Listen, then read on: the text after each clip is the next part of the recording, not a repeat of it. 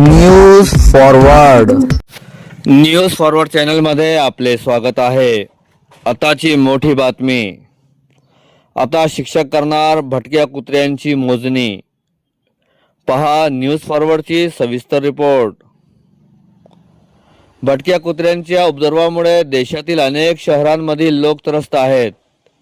या कुत्र्यांकडून होणारे हल्ले, घेतले जाणारे चावे यामुळे अनेक लोकांना रेबीज होऊन मृत्यू झाल्याच्या घटनाही घडल्या आहेत. दरम्यान दिल्लीमधील सरकारने शहरातील भटक्या कुत्र्यांची मोजणी करण्याचं काम शिक्षकांकडे सोपवण्याचे आदेश दिले आहे. सरकारी आणि खासगी अशा दोन्हीकडच्या शिक्षकांना भटक्या कुत्र्यांची मोजणी करण्याची सूचना देण्यात आली आहे. शिक्षण संचालनालयाने हे आदेश दिले आहेत.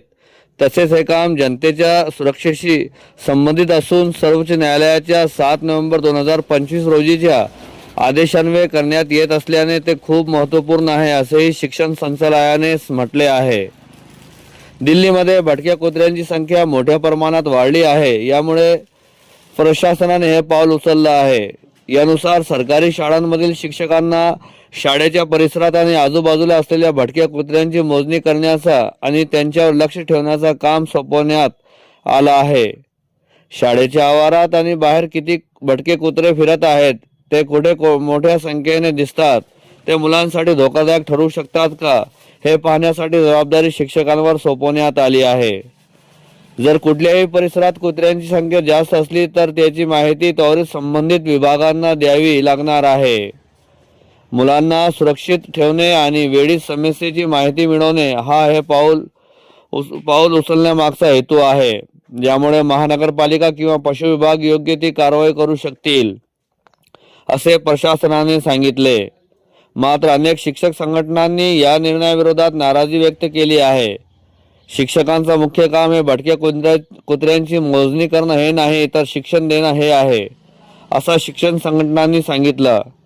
या निर्णयाबाबत सोशल मीडियावरही मोठ्या प्रमाणात चर्चा सुरू आहे. तसेच काही जण मुलांच्या सुरक्षेच्या दृष्टीने हा योग्य निर्णय असल्याचं सांगत आहेत, तर काही जण सरकारने यासाठी वेगळा स्टाफ किंवा एजन्सी नियुक्ती केली पाहिजे असे सांगत आहेत. आरोप फेटाळले. भटक्या कुत्र्यांना थांबविण्याचे काम शिक्षकांना दिले असल्याचा आरोप दिल्लीचे शिक्षण मंत्री आशिष सूद यांनी फेटाळून लावला आहे.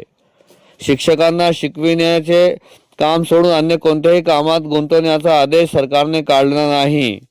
सोशल मीडियावर फिरणाऱ्या बातम्या पूर्णपणे निराधार व दिशाभूल करणाऱ्या आहेत, असे स्पष्टीकरण सूद यांनी दिले आहे. सूद यांनी आप नेत्यांवर सोशल मीडियाद्वारे चुकीची माहिती पसरविण्याचा व शिक्षकांत भ्रम निर्माण करण्याचा प्रयत्न करीत आरोप केला आहे.